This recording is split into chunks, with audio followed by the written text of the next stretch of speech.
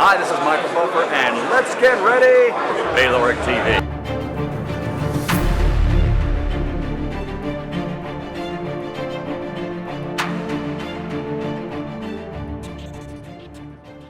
Good morning, good afternoon, good evening, wherever you are in the world.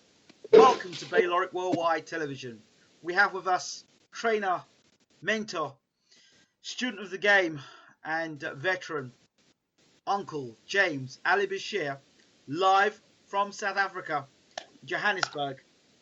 He's talking about with us the news that he has been fired by the WBO Cruiserweight Champion of the World, Alexander Usyk. Good afternoon, Uncle Bashir. Good afternoon. How's it today in South Africa? Nice weather, nice people.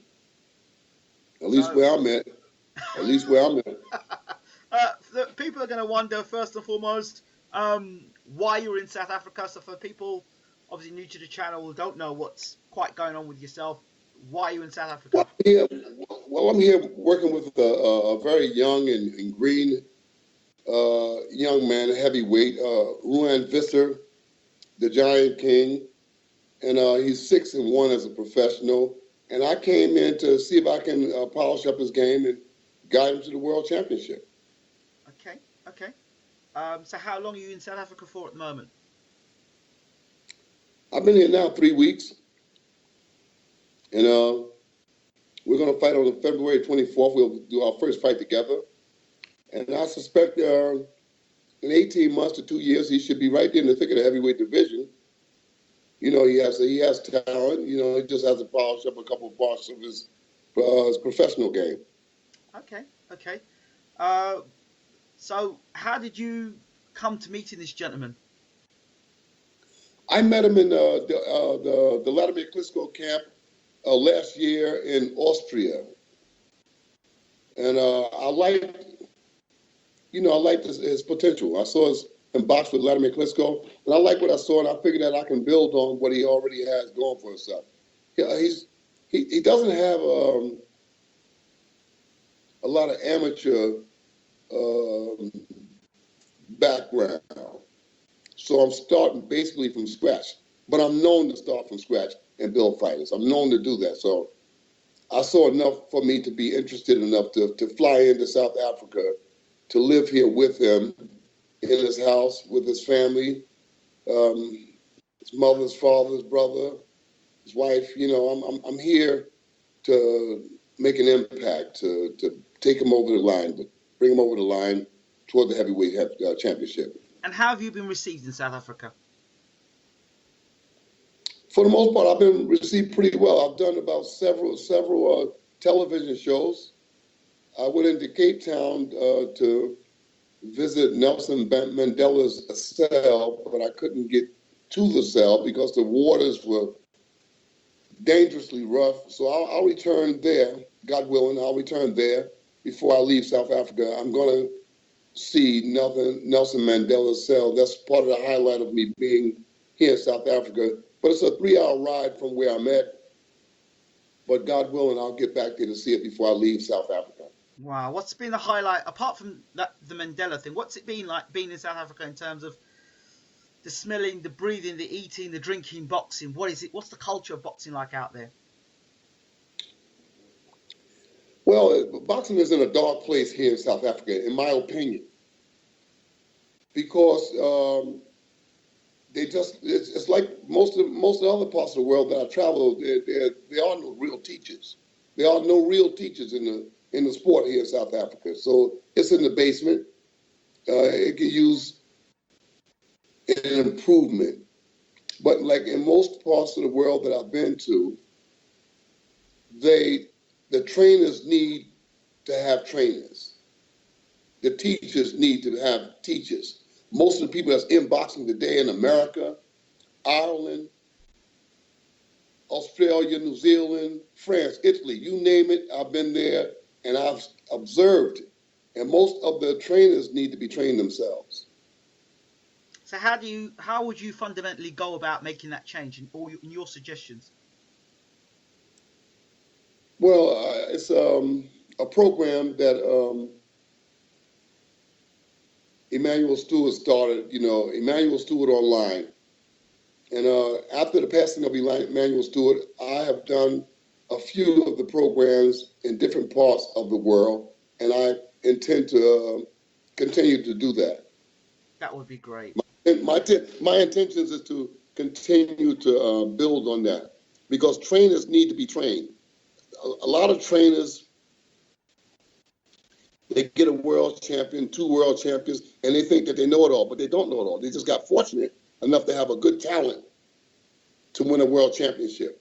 And winning a world championship now is not the same as it was in 1960, 1950, 1960, 1970. It's not the same now, There's a watered down effect of championships now. Okay. Obviously, the main reason why we've contacted you today and you've given us the exclusive rights to talk to you is the fallout between yourself and world WBO champion Alexander Usyk. I was, we followed this story with you between yourself and Usyk, the partnership, for a few years now, and what I gathered, Usyk saw you as a father. He said that even when I spoke to him, Bashir is like a father to me, and there were rumors that possibly that Lomachenko's father would take over. There were murmurs about it, but people never thought it would really happen because of the relationship that you and Usyk had. You could see from the outside, when you looked at certain clips of Usyk before fights, you'd see people around him, certain well-known figures around him, advising him, trying to coach him, despite you being the head coach. You could see things moving around closer. And one of the things that I spoke about quite strongly is that when Usyk becomes world champion, that will be the test of the relationship between yourself and him. I said it when I've interviewed you a number of occasions, and if we go back, I spoke about what's the possibility of them kicking you out of camp and getting rid of you when he becomes WBO champion. We're here today in February 2017. You're now no longer with Usyk, fired. What's your response? Well, success is a true measure of one's loyalty and one's dedication and one's compassion for the people who aided him in becoming a success. I got the impression from his new manager at the very outset, when I first met him, the first 5-10 seconds that I met him, I got the impression that I would be excluded from the camp, that he would influence Usyk's judgment. But at the end of everything, the responsibility still lies on Usyk, because he asked me to be his father. So, explain to us about the fallout between yourself and him. Well, on my behalf, there was no fallout. I don't know how we got to this point where I'm the ex-trainer.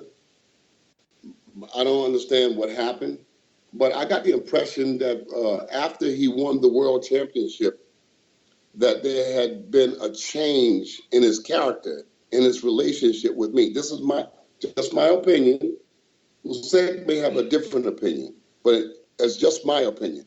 I got the impression from his new manager, Igis Klimas, that I would soon be the ex-trainer. Because in the first few minutes that I met him, he said, I asked him, what was we doing? We had a meeting in Kiev, Ukraine. And I came to the meeting and I asked a question because we were taking a bit long to start the meeting and I had other things to do. So I asked him, well, what are we doing here? And he said, well, Usyk is talking about firing you. I said, firing me? I said, I don't get that kind of vibe from Usyk. And he laughed. He made it into a joke. But I didn't laugh. I was the only one that didn't get the joke. And so I went on with the meeting. He said, "Oh," he talked about a couple of things. Said, "Okay, we want you to with him all of the time," and blah blah blah. So, long story short, we goes to the next training camp, which was in California. We goes to Robert Garcia's gym. yes, and the whole time we was there, I could sense a change in the vibe, in the emotion, and the way I was being received by Usyk. I know this man over the last 3 years. Building his career over the last 3 years in Ukraine, all over Ukraine we traveled, and I noticed a change. I felt a distance from him. I didn't feel like we had the same relationship. So I felt that the influence, somebody's influence. But at the end of the day, Usyk is responsible for his own character. And I felt that change in that training camp because I couldn't wait for the training camp to be over so I can go home to get away from it. It's the first time in those 3 years that I really wanted to distance myself from the camp and the people in it because I felt the uneasy vibes, if you will. And I wanted to get away from it, so I wanted to hurry up and get the fight over and get on the plane and go. And I felt those vibes from Usyk. This whole thing caught me off guard because I took this man to be a son. Emotionally, I let my guard down. I really love that kid. I still love him. I still have love for Usyk. Because deep inside, he's a good person. But he's susceptible and he's influenced easy. And my suspicion is that he's influenced by Igor Klimas. This is just my suspicion. Igor Klimas might have a defense for what I'm saying. Usyk may have a defense for what I'm saying. Okay, some questions I've got to ask. Before you got to camp to train Usyk, we always talk and you say Usyk's in camp, getting himself in shape. 2 weeks beforehand, or a couple of weeks beforehand, he was in camp at 3 weeks. 3 weeks. 3 weeks in 3 camp. weeks. You wasn't there, and Lomachenko's father was there, rumored. Yes, because that's how it was arranged. I got the impression from the very beginning that Igor Klimas wanted Lomachenko to come back in as the trainer because Lomachenko trained him as an amateur. And because he was having so much success with, the son Lomachenko, you understand?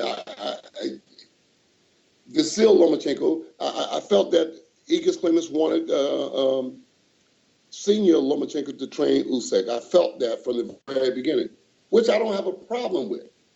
I don't have a problem with that. A boxer needs to be with the people that he's most comfortable with. I understand that. I wrote Usyk when this whole thing came to light. And I wrote him in the Ukrainian language, and I wrote him and I said, I don't have a problem with being excluded, but I said this whole thing was done wrong. I got to California. At the weigh-in, I was not allowed on the stage standing next to the fighter when he weighed in. And I really didn't like that because in 45 years, that had never happened before. I just felt alienated. I was not allowed on the stage to stand next to the fighter that I had trained and prepared for this fight. For his first title defense on HBO, I was not allowed to stand next to my fighter. Instead, Igor Klimas and a conditioning coach was on the stage. I came to the locker room the night of the fight. For the first time since I had trained Usyk, it was all set up for somebody else to wrap his hands. And after the fight, I saw him with his hands in an ice bucket, meaning that they hurt, their hands was hurt. That never happened with me. All right? So it was a number of things that was going on in the training camp that I felt was contemptuous and disrespectful. And I said, yes, this is over. I saw it coming. I saw everything coming. I've spoken about it for months on our Bayloric TV boxing channel, and I warned viewers. I said, it's coming. Bashir's going to get sacked. Bashir's going to get sacked. And Lomachenko's going to take over. Watch it. Lomachenko's father's going to take over. I could see it. I could see it. I could see it. I could see. And one thing I noticed, as soon as this new manager took over, Usyk interviews were shut down. Why is that?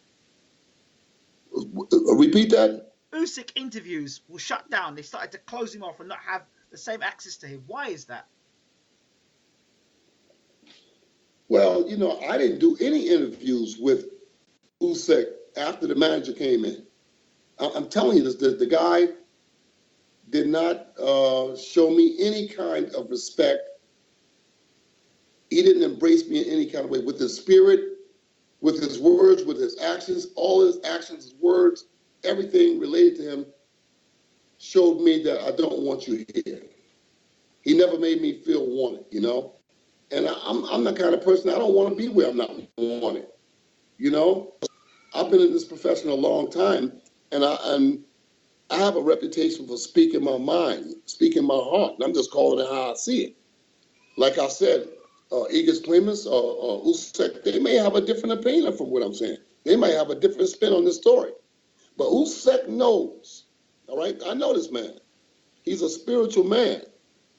He's really a good guy, but he's easily influenced.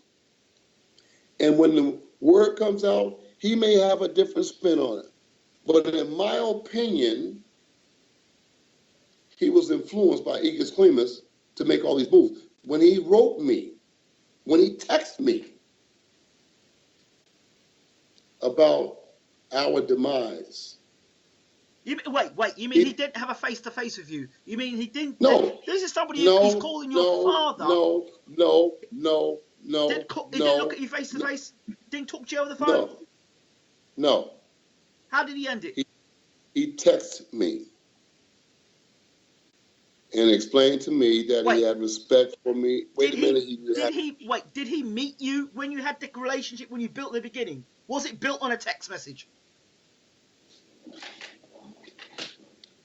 He made it clear to K2 management that he wanted me to come into the Ukraine to be his professional trainer.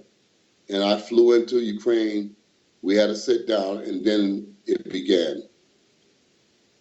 So he expressed, that he had respect for me and he had appreciated it. And just as I appreciate the time. I appreciate the times, the good times. Those 3 years was good times because we had a really good relationship. I just don't like the way it ended. And I wrote Usyk prior to this demise. After the fight, I told him, I said, listen, I'm uncomfortable with certain things that happened in that training camp. And we need to meet and we need to talk. And I left America. I flew to Ukraine to meet with him. We were supposed to meet on the 8th of January. That meeting never happened. And I had flew to Ukraine. I had left the United States to fly into Ukraine, and I waited there in Ukraine. And I didn't leave Ukraine until the 22nd of January, waiting for that meeting. It never happened. But I expressed to him that I was very, very unhappy about the way I was treated in that camp and that we needed to talk. That conversation never happened because he had already concluded that he was going to change trainers, which I'm not upset about. I'm just upset about the way that he did it. He never defended me, and it was bad for me because, wow, I said, this guy's not going to defend me? He should have turned on the stage when he was up there and said, hey, where's my trainer? He didn't do that. So he never defended me against anything. And that to me was alarming. That to me was very, very bad. I want to bring something back that you said about reaching out to you. That's the incorrect way to handle things. Let's give you another scenario where you were in a crowd. It was at the Klitschko's, I think it was the premiere of the Klitschko movie. I remember you telling me the story. And Vladimir and Vitaly were at this premiere, and you were standing in a queue, I believe, outside a cinema or something. Talk to us about that story. I don't recall. Yeah, you remember, I remember you telling me a few years ago. You said to me the Klitschko's. Do you remember that Klitschko movie that came out? And Vladimir saw Yes. you in the crowd, and he pulled you out, and he walked in with you. He brought you in ahead of the crowd. Oh yeah, yeah. I was. Oh yeah. Oh, it was the premiere of the Klitschko movie. Yes, yes. It was Yes. in. Yeah, going back some years ago. It was. I know what you're talking about now. It was at the premiere of the Klitschko movie. There was opening a museum. Yes. In the city of Kiev, in the Ukraine. In fact, I was the only black person there. I was the only black person there. And when Vladimir and Vitaly saw me, when they recognized that I was there, they walked through the crowd and got me, and I walked in with them. You understand? So, there's a classy way to do things. There we go. That's what I'm trying to bring. It's called class. But the fact that this young man asked me to be his father, he asked me to be his father. And I embraced the idea. I said, yeah, I can do that. In fact, he put me on point. He put me on point to be at my best behavior and be responsible like a father. And I have every emails related to that relationship. I have every email, how he would write me, how he would say that he is glad that he invited me to be his trainer, how he was glad that I would father him. I have all the emails related to that. But I was disillusioned, offended that he did not protect me. But you've known since day one that people wanted Usyk. I mean, you could see it, the people trying to come in and give him advice and, you should throw punches this way, or you should box this way, or you should do that. And in many of the interviews we spoke back and forth, you've talked about people wanting to tell Usyk what to do, but you were numero uno in the camp. Yes, I was numero uno in the camp. But what disturbed me was when there was the change of the opponent about 3 or 4 times. And I knew about the opponent before you, the trainer, knew about the opponent. It was me telling you when the opponent was happening. Yeah, well, that was one of the things that I was going to complain about to him if this meeting had happened. In your first title defense at HBO, and then they're gonna go out, and out of all of the cruiserweights in the world, they're gonna get the Biso Machuno, which in my mind was and still is a very difficult match, because the Biso Machuno is a very educated boxer. He's a puncher. He's a southpaw. He's short. He's crafty. He's resourceful. He's all of the above mentioned. And I say, out of all of the cruiserweights in the world, how do they come up with the Biso Machuno for us to fight? So in my mind, I said, they're trying to throw a monkey wrench in. They're trying to find a reason for him to terminate me, for him to remove me from the camp. So enter the Biso Machuno, because it's very, very difficult to look good against a guy like the Biso Machuno. He's that crafty, you understand? And the fact that he can punch, So I said, they come up with this guy for us to fight now, first defense on HBO. So I said, they're trying to trip me up. That's why I just felt that. That may not have been the case. But in my mind, they brought that opponent in so that we wouldn't look good, so that there would be a reason. So I didn't feed into any of that. I didn't feed into nothing that happened. Even the contempt and disrespect I felt in that camp, I kept my mouth shut. I didn't say one word, because I said they're looking for a reason to eliminate me. But I didn't give them the reason. So now I didn't give them the reason. So Usyk had to press the button. All right, you're out. You're just out. We thank you, but no thank you. We don't need you no more. I didn't give him a reason. And I'm happy about that, I know when Usyk hears this, he may have an opinion. But deep down in his heart, I know that he's going to think about what he did, how he handled this situation. I don't think it was correct. He has the right to have anybody he wants to trade him, but I just think that the handling of the way things was done was wrong. And I think that Igor Klimas, I think he was knee deep in this influence of Usyk making this decision, even though Usyk said he did it on his own. Okay. Let's break things down. Reasons why potentially they would sidestep you and put Lomachenko in place. Apart from the fact that it's an in-house sort of like Ukrainian thing. Okay, I can understand that. Family connections, blah, blah, blah. All Ukrainian. Okay, fair enough. So I can understand that. What about the process of building Usyk into the Ukrainian American fighter, which means that he and his family could relocate to America, and this manager said, you know what? We'll get rid of Bashir. We'll bring Lomachenko's father in, so you feel you've got that Ukrainian sort of like everything's in-house. We'll keep everything in-house, and from that way forward, then we make you a superstar in America. We don't need Bashir to make you a superstar in America. We'll move forward in HBO with a Ukrainian team, and we'll get you in America, and we'll relocate your family in America. So all you need to do, get rid of Bashir, and I'll make you a superstar in America, and we'll relocate your family from the Ukraine to America. How does that sound? I will say this about Usyk. The whole time I was with Usyk, I felt totally comfortable. I never got even from the Ukrainian people, I've always felt love from Ukrainian people. Wherever I went in Ukraine, wherever I go to this day in Ukraine, I feel nothing but love from the Ukrainian people. So I never got that from Usyk, and I never got that from the Ukrainian people. Okay. I just never got that.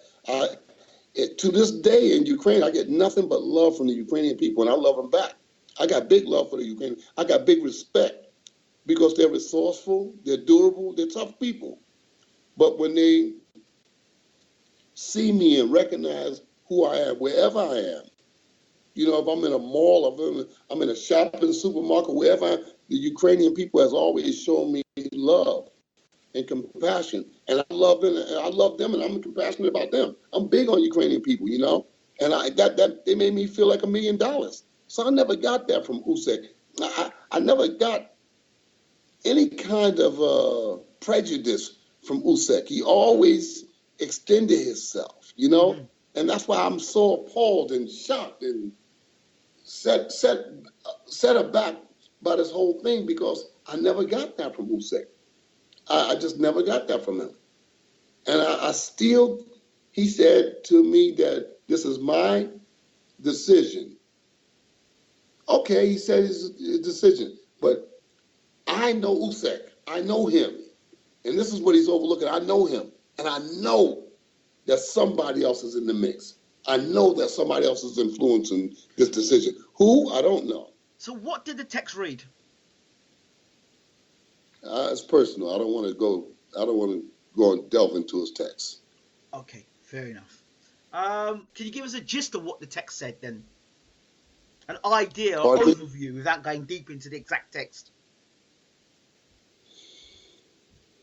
He just said, look, I just decided to do some things differently, which will exclude you, I'm going to move on. And I appreciate everything you've done to me. I appreciate that I won the world title with you. The world championship I won with you. I appreciate that I made history with you in breaking Evander Holyfield's record. And I have love and respect for you, and that was it. It was a very brief and short message. And I said, okay, no problem. I wrote him back. I wrote him back and I told him, I said, I think you handled this, you handled it all wrong. This was handled all wrong. But he's a young man. As time goes on, he'll look back on this occasion and say, damn, I did handle it wrong. He'll look back and he won't find many people in his life as good as me. He won't find as many people in his life as compassionate as me. He won't find many people that he can trust as much as me. But he's a young man, And as the years go by, he'll look back and say, damn, I fucked up. Do you think this move, and you could be quite biased in the way you answer the question, do you think this affects Usyk's place in history had he stuck with you and now he's gone with someone else? Do you think that's going to affect his what he can do as a boxer, where he'll grow, where he'll go? Or do you think, well, he would be successful regardless if he was Bashir or not? Because some would say, well, Usyk was a good fighter anyway, regardless of Bashir, Usyk was a good fighter. So he's with Lomachenko's father. You know, I saw an interview that Usyk did with Igor Klimas. And Igor Klimas said that, well, you know, when you got 300 fights, you know, we don't want a trainer to come in and try to change a whole lot. And if a trainer does come in and try to change it, well, he'll find himself out the door, something to that nature. I remember reading that article. But I saw the video. It's a video. And I said, well, you know, I couldn't understand what he was alluding to, because here he is coming in 3 years after the fact. So any changes that would have been made with Alexander Usyk was done in the first 3 years. You know, it would have been done in the first 3 years, not when Igor Klimas came in after he won the world championship.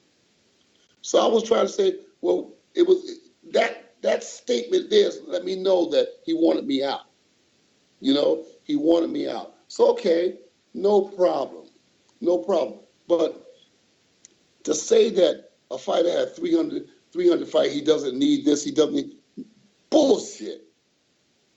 I don't care if a fighter is a good amateur fighter, he still has to be taught the language of being a pro. There's a difference, a distinct difference of being a professional boxer and an amateur boxer. I can go through a host of amateur boxers with plenty of amateur experience that didn't do very well as pros. Audley Harrison, Howard Davis, and the list goes on. Tyrell Biggs. You know, Tyrell Biggs. I mean, we could sit here and we can hash out at least 12 guys that had a great, vast amateur background that didn't do well as pros because they never learned the language of a pro. They never learned how to handle themselves to make the adjustments of a pro. And then I can point out guys, Tim Witherspoon, Dwight Muhammad Kawi, guys that never had amateur fights that excelled. Dwight Muhammad Kawi became two-time world champion. Dwight Muhammad Kawi had to travel here to South Africa in apartheid and beat the champion for the Cruiserweight Championship. In apartheid, he came here. He never had an amateur fight. Tim Witherspoon never had an amateur fight. And they excelled. So all of that nonsense about, well, he'll have an amateur background, it boils down, the bottom line is it boils down to the individual, what the individual knows, what the individual does to conduct itself in the ring, the spirit, the drive, the incentive that the individual brings. That's why I'm here in South Africa now with a young man that does not have an amateur background. I'm here because I saw what he's capable of doing. I saw his style in the Vladimir Klitschko camp up in Austria. I said, you know what, this kid, with the right teaching and the right training, this kid can wind up being the heavyweight champ of the world. Because he took a good shot and he stayed in there. When he came in the corner, I said, how you doing? He says, I'm doing okay. And in the back of my mind, I said, wow, he took some good shots in that round, and he took some good shots in the next round, and he came back and I asked him, he said, I'm okay. I said he has the key ingredients to be a champion because there's no quit. And when Vladimir Klitschko hits you, you've been hit. And he said, I'm going back out there. I said, okay, we got something. So that's why I'm here in South Africa now to train this young man. So I dispute anybody that says, oh, when a guy got 300 amateur fights, you can't teach him much. Bullshit. That's some clown that's talking from a managerial standpoint. You understand?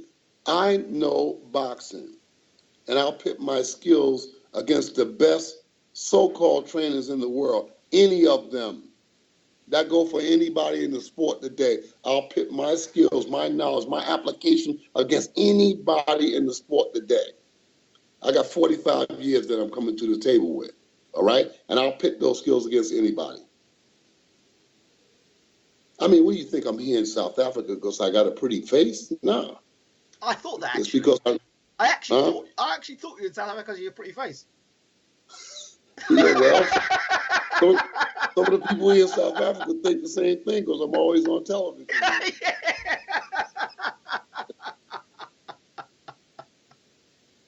The bottom line is that I'm a bit disillusioned. I'm a bit offended. Of course. I'm a bit emotionally disturbed. Salty. That my son Usyk, that would allow anybody to treat me like that. I'm a bit disturbed by that, you know, and it's offensive to me. Let's take this back a bit. Where did this manager pop up from anyway? Because he had a manager beforehand, and everything seemed okay. No, he didn't. Eagles Claimers came in after one. As soon as he won the heavyweight, as soon as he won the cruiserweight championship of the world, Eagles Claimers came in and became his manager. So who was his manager beforehand then? There was no manager. And everything had a rhythm. Everything went together like hand in glove. But the minute he won the world championship, Eagles Claimers came in as the manager. And everything changed. His attitude, everything, everything changed to him. I could sense it. I was uneasy around him. I wasn't feeling the same way. And I wasn't received the same way. Like I said, Usyk may have a different opinion. He may have a different spin on things. That's his right. That's his prerogative, you know. But I know character, and his character changed towards me after Eagles Claimers came in. Do you think the plan was, like I said to you before, do you think the plan was Eagles waited in the background and waited until Usyk became world champion, showed he definitely was the goods, and then claimed him afterwards? I don't know. I know Eagles Claimers was Sergey Kovalev's manager, Vasil Lomachenko, and a host of other Eastern European boxers. He was the manager of them. So maybe the influence came from his association with those guys. I don't know. I can't say yay or nay on that subject. Okay. The only thing I can say is that after Usyk became the world champion, there was a distinct change in character. There was a distinct change in our language that we were using through our text messages. There was a distinct change where we weren't embracing each other the same way whenever we talked on the internet, you know, and we stayed on the internet all the time. But after the manager came in, that ended. I just paid particular attention to our text messages, which became fewer until there was none, as opposed to pre-Eagles Claimers, where I got text messages 2-3 times a week expressing love, where he sent the children's pictures, you know, where he expressed the idea that he was happy to be with me. He was happy that I came in as his trainer. There was a distinct difference. So even though he says that this is my decision, I just don't think so. I think that there's an influence. Okay, let's use your 45 years of knowledge. This is probably not the first time. Maybe it may be the first time somebody who's claimed you as their father, but not the first time you've been maybe released as a trainer, or not. Is obviously not the first time that you've experienced stuff like this before. And what in your insight? I mean, the hands in the bucket after that fight is an indication of things not going right. What do you see happening in the near future? And what would be the telltale signs that post Bashir we should look to see in Usyk's setup in terms of his boxing career moving forward? That things that you know, only you distinctly would have known, to training the inside of him, that other people, somebody coming in now, would not know. I think that, you know, I think that the things that I taught him is far ahead of what he knew.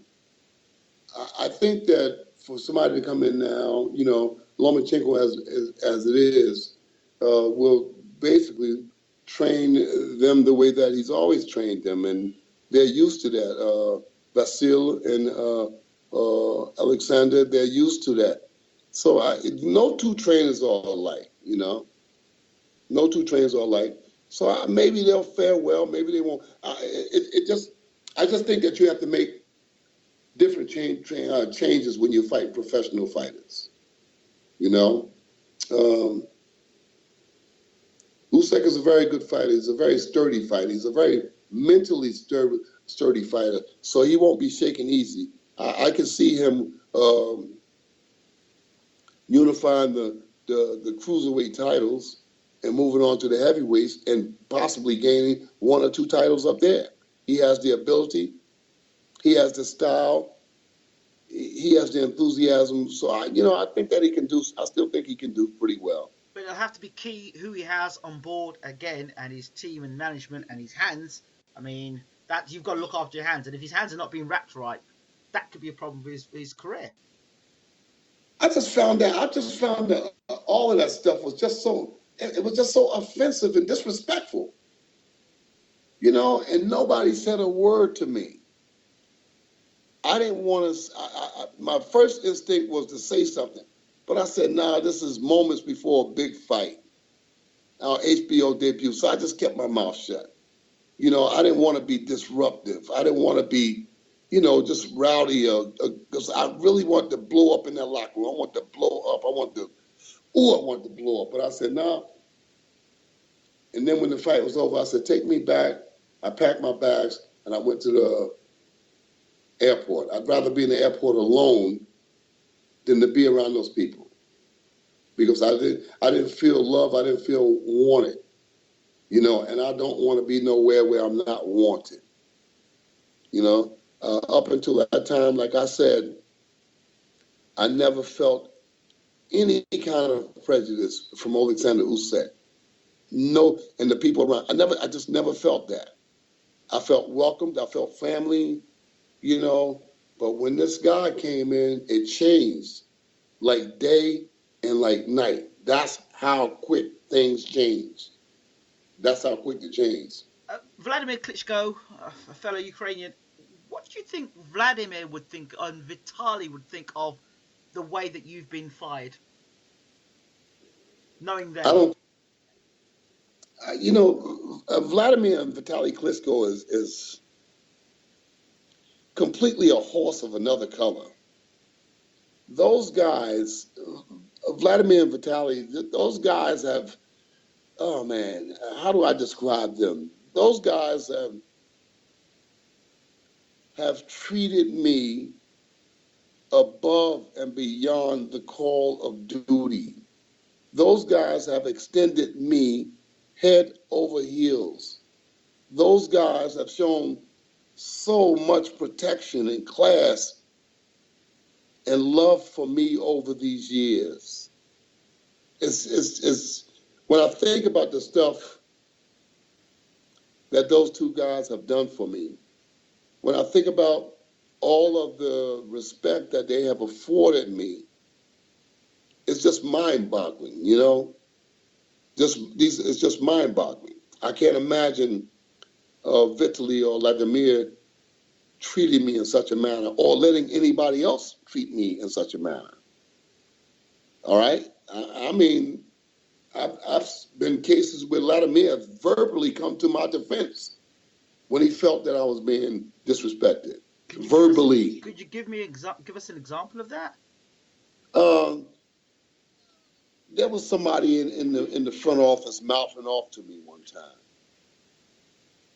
Just talking, just mouthing off, talking rudely to me.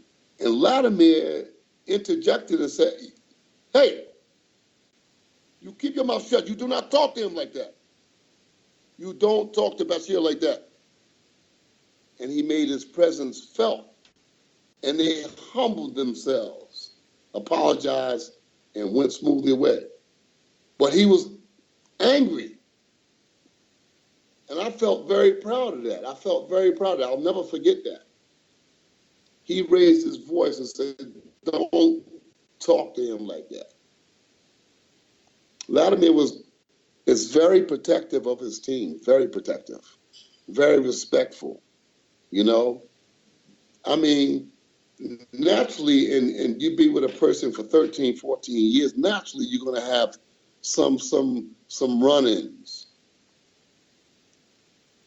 But me and Vladimir, you know, we have a blowout here and a blowout there, but through it all, we remain close, you know. We remain close because I tell him what he needs to know, you know. I tell him what he needs to know. I talk to him in a manner that nobody else in the camp talks to him. I talk to him like a son. And if I think he's screwing up, I tell him he's screwing up. And I think if you need to do something, you need to do something. But he appreciates me. He appreciates me. He you know, and he embraces me. And he's done a whole lot of things for me behind the scenes that people don't even know, that people couldn't even begin to imagine. You know, he's a compassionate man and he's an understanding man, you know. So, yeah, I really like Vladimir and Vitaly. I really like Usyk. I do. I can't stop liking him. You know, he's just a young guy, man. He's a young guy, easily influenced. But I'm sure in the years to come, he'll look back on this time and say, wow, I did it wrong. In terms of the Ukrainian audience and Ukrainian boxing fans around the world, what do you think they're going to think of this? Because some would say, well, Lomachenko's father, you know, it's obvious he's a great trainer. He's proven himself with his son. Said he'll do the same with Usyk. I think the Ukrainian people and the Ukrainian boxing fan will see it for what it is. You know, I don't think they'll venture into boxing as much as they'll venture into the act of what happened. I think they'll look at what happened was, and they won't like it, even though it's Usyk is Ukrainian. I don't think the Ukrainian people will like the way it happened. You know, I just want to say to Usyk, how do you let somebody do this to your father? I'm not talking about being a trainer. I got nothing to do with that deal. That's between Usyk and whoever he wants to train him. But how do you let somebody treat your father the way that you allowed Egis Klimas and company to treat me in the last camp? How do you allow that? That's the point. I'd like to look him in his eyes and ask him that, because that's what's disturbing me the most, not the fact that he changed trainers. That's happened to me before. And it happens to trainers every day in the sport of boxing. I can live with that. But the thing that I cannot live with is the fact that you allow for this contempt and disrespect. You allowed that to happen. You could have and should have stepped up and said, no. You can't talk to Bashir like that. You can't treat Bashir like that. And where's my trainer? I'm up here wearing, where's my trainer? You should have said something. And you dropped the ball. That's all I'm talking about. I'm not talking about him changing trainers. You know, every boxer has a right to have in his corner who he feels comfortable with having in the corner. You know, like I said, I like to look back and view the good times that we had, not the bad times. We had 11 fights together, 11 successful fights. And those are the things that I want to remember. You understand? But still, I'm offended that you allowed that to happen to me. He should have checked Egis Klimas the day that he said that bullshit at that meeting. And he didn't say nothing. And when he didn't say nothing that day, I said there's going to be problems. There's going to be problems. Because you don't let nobody treat your father like that. You understand? You didn't step up, and that I found was offensive. That emotionally, I was offended. I was offended by that little nonsense that he pulled at the weigh-in. You know, I was offended that somebody made a decision to wrap your hands and nobody came to me and said, look, we're going to bring in another guy to wrap his hands. He never complained to me about his hands. I had wrapped his hands all the other times. I think I do a damn good job wrapping hands. You know? I think that there's some things that should have been explained to me. You know, different things. Even in the camp, there were different things happening that I thought that was, that was out of line. You know, I said, I felt so displaced. I felt so uneasy. You know, I've just felt uneasy. Give us more examples of that you felt that were happening in camp that made you feel uneasy. Well, when Usyk was in the ring sparring, Senior Lomachenko was in the camp, and he was saying things during the sparring. I was talking during the sparring, and I'm saying, one time I exploded. I said, hey, everybody keep quiet. I'm the trainer here. I had to verbally shut them down, And I said, if there's going to be a change, it looked like this guy, Iggy's Klimas, brought him there to create a problem, to make sure that I failed in the Machuno fight. I said, well, put the shoe on the other foot. Can you imagine me coming to the gym and Lomachenko is a trainer and I'm talking? You got shut down. You see what I'm saying? So it was contempt. Right. It was contempt and disrespect. Usyk allowed that to happen. And I was offended by that. I was offended by it, So those are some of the things that I felt uncomfortable with. I was offended that Usyk was in the camp after this meeting. Iggy Klimas said that, well, okay, he just wants to know. He said, Usyk, he wants to know if you can be with him all the way through the training camp. I said, I can do that. Why wouldn't I do that there? He's a world champion. So why would I do anything else but that? And then after that meeting, you build a camp and you keep him in the camp 3 weeks prior to me coming there. And I kept writing him and saying, when am I coming to the camp? So he was there 3 weeks prior to me coming to the camp. So 3 weeks to work with Lomachenko's father? Yes. So the whole thing was predestined. It was prearranged, and I understand that. I just don't like the way that it happened. I could have respected it more if you just came to me and said, look, this is what I'm going to do. I've decided to do this here. And we wouldn't be having this conversation now. Well, I'll tell you something here. The first thing that comes to mind for me here is if you had a contract in place, there'd be a certain value on your head. And I'll tell you something now. If you had a contract on you, Klimas couldn't have come and done that nonsense. They would have to pay you some serious money before you could do that. Initially we had a contract. But the contract whined out during those 3 years, and there was no contract going into the championship fight. All right? There was no contract, and I think that was by design too. So, I'm not one to cry about spilled milk, but I will speak out against injustice, and I think that was an injustice. Like I said, it's not anything against the new trainer. It was just the way things was done. You don't do things like that. And I want this message to go out to all of the boxing people out there, promoters, managers, and boxers alike. I want this message to touch down with each one of them and put yourself in my place and ask me, do you think that's right? That's what these people don't consider. They never put themselves in that place to the person that's happening to. I didn't like it.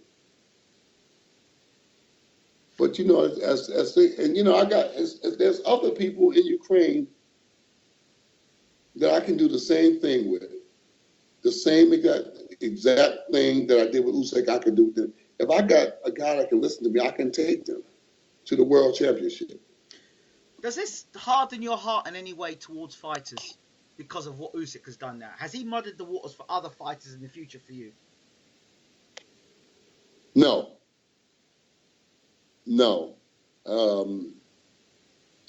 There are those who say that you can't trust none of them. All of them are whores.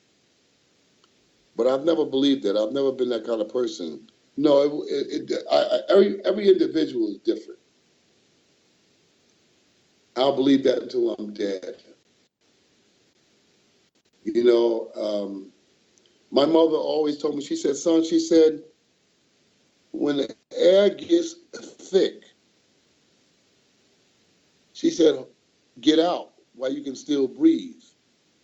She said, because don't no good come from no good. And that's all I got to say about that. That's what my mother would say. She said, when the air gets thick, she said, get out while you can still breathe. She said, because don't no good come from no good. And that's all I got to say about that. And I'll live with those words, and I'll live with those words until I'm dead. Usyk is just one boxer. No one boxer in boxing can define the kind of trainer I am, the kind of teacher I am, and have been over these 45 years. No one boxer can what kind of trainer and teacher that I've been in this sport and still am in this sport. Can't define me like that. So I'll move on, I'll do other things. Maybe even bigger, better things than what I did with Usyk. I'm just happy that I was able to come in, make a world champion, and upset the record of the great Evander Holyfield. That to me was oh man, that was so great. Huh? A defining moment. Oh man. Do you know what? I'm going to stop calling you trainer, mentor, and I'm going to start calling you boxing consultant, because that's what you really are. You're a consultant. Come on, you are a consultant. You got to say you're a consultant. To put you as a boxing trainer is a huge disservice to yourself. At this point, you're a consultant. You're a consultant. I live for this. I left the workforce many years ago as a young man. I could have done anything.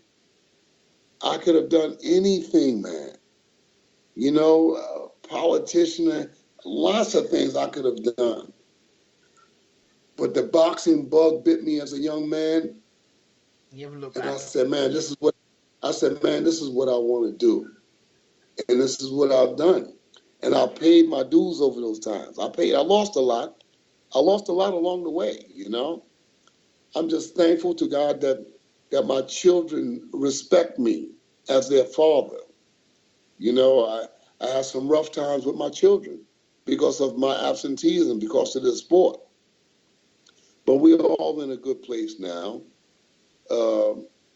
My children's mothers, I ask forgiveness for them. I always ask forgiveness from them because I offended them a lot in my travels of being gone all the time. But this is what I wanted to do. This is what I aspired to do. And I'm thankful and grateful after all I went through in boxing that I'm here today standing before you telling you that I'm one of the best in the world. And I'll pit my skills against any of them. Any of them. And I love it. I just love it.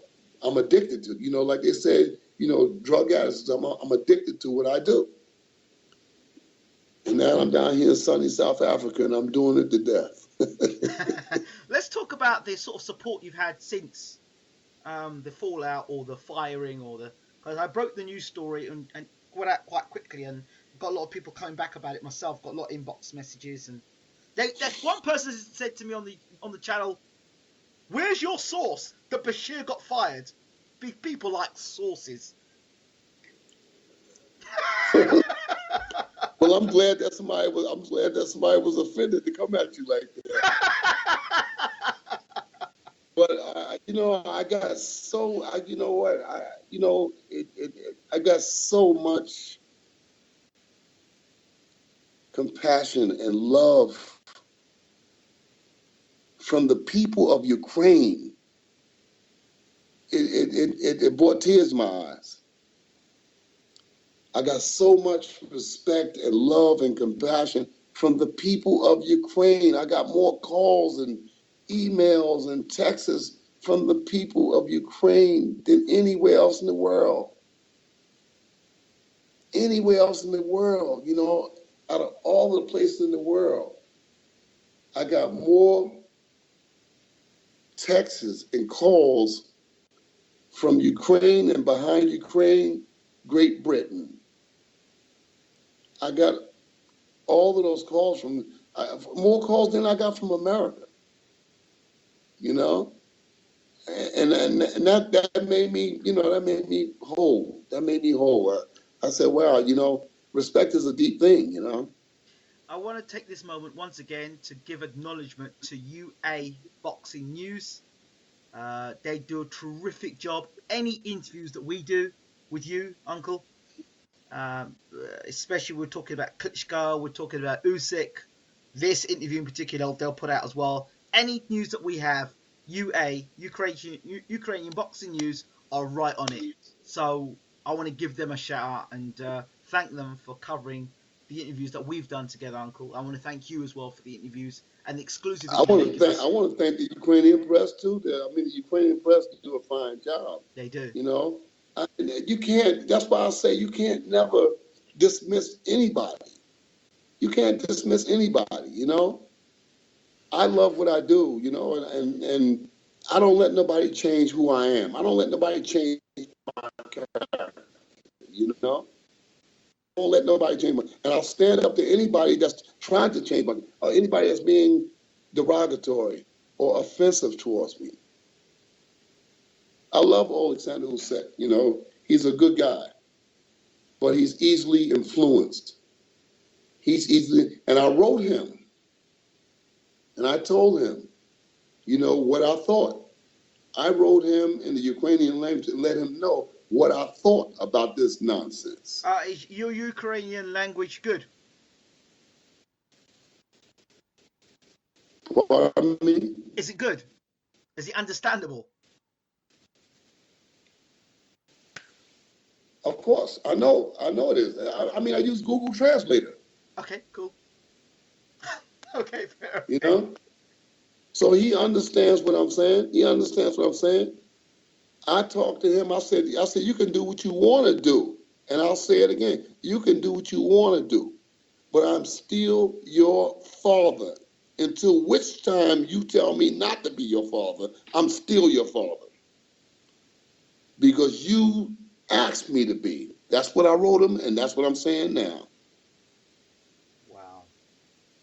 That's what I wrote him, and that's what I'm saying now. I'm still your father. And he has, and I don't think he's ever going to come to me and ask me not to be his father. I can't imagine him doing that.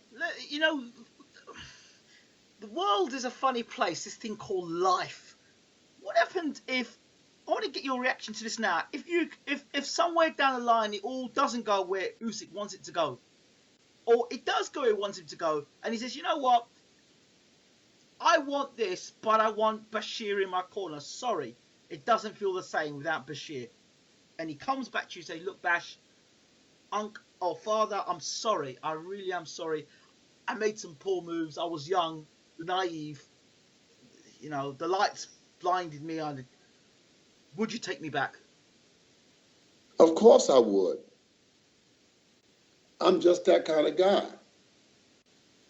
Every human being makes errors in judgment.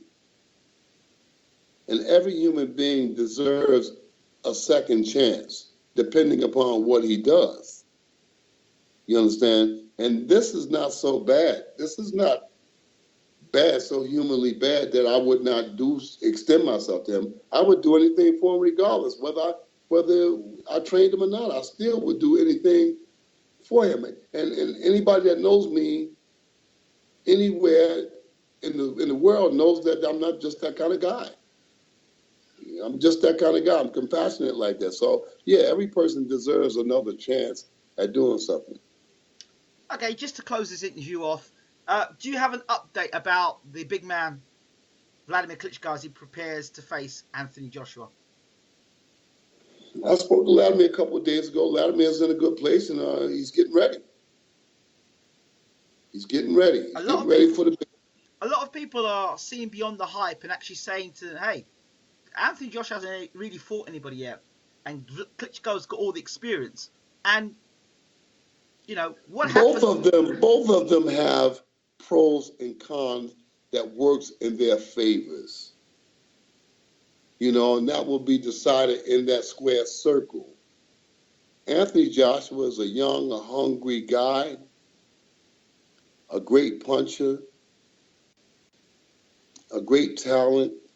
Vladimir Klitschko is an older, hungry guy with a great talent, a great desire, great experience, great punching powers. So you got two forces colliding in there, you know, and anything could happen. It's a 50-50 fight, literally. How much power still does the Klitschko name hold outside of Germany in terms of negotiating, in terms of the fight being in the UK and Vladimir having things the way he would want them to be, as opposed to him being in Germany, now being based in the UK? Well, I think that his name still holds quite a level of stability and respect, as 90,000 tickets proves. I think that his name still has credibility and respect as a 50-50 split on the money. 50-50 split. 50-50 split. And mind you, he's not the champion. We're talking 30 million. We're talking about a 50-50 split of 30 million on top. We're not talking about the gate and closed circuit rights. So it could turn out to be a bit more than 15 million apiece. But his credibility over the years has not waned, because it shows that I can still hold my own at the box office where it counts the most. So he's going 50-50 against the champion of the world. And I think it's a 50-50 fight. I don't see this fight going past 7 rounds. You know, there are those who said this fight won't go past 5 rounds. There are those who believe the fight will finish in the first round. Joshua's going to walk out, put one on his chin, it's going to be all over. And I've said, well, I don't believe that. Nah, you know, I don't. I mean, you got two guys like that can punch like that. I mean, these guys can punch. You can't say nothing bad about Joshua's punching power. You can't say nothing bad about Vladimir Klitschko's punching power. One mistake and it's done, you know. But I don't see it ending in the first round. I don't see it ending in the first round. Okay, I'm not going to push you any further on the Klitschko-Joshua thing. We're going to wait. We're going to let that simmer over until we get closer to the time of the fight, because, you know, cancellations, everything, you know, when you know it's a Klitschko fight, you never know what injuries may happen and niggles, so I won't get too hyped up about it until we're closer to the fight. Uh-huh. All right? Yeah. Do you have any final words to say to the boxing fans, Uncle Bashir? Precision Craft Boxing International is here in Johannesburg, South Africa, Cape Town, South Africa, and in many other living rooms in the country of South Africa. And we're doing what Precision Craft Boxing do. We're teaching boxing, man. And we're alive and kicking, and we're going to keep on rolling, you know. We're going to keep right on rolling. And this thing is going to get bigger and bigger and bigger, you know. Just tune in, stay with me. You'll see what's going to happen. Okay, we'll keep watching the movement. Uncle Bashir, thank you for the exclusive. Thank you all for watching Bayloric Worldwide Television. Again, another exclusive with Uncle James Ali Bashir. Don't forget to hit that subscribe button It's Ingrid Jones from Bayloric TV. We're out. Take care.